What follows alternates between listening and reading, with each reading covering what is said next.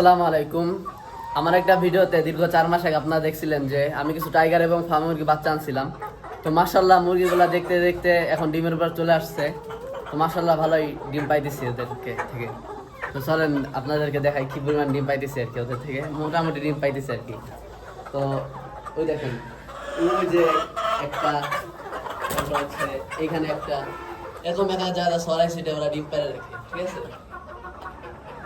তো ওরা মনে করেন যে এক জায়গায় ডিম পারে না, এরকম সরাইছি এক এক জায়গায় পুরো রুম ভরে এরকম ডিম পারে রাখে আর কি। ওইগুলো হচ্ছে আমাদের খুঁটে খুঁটে উঠাইতে হয়।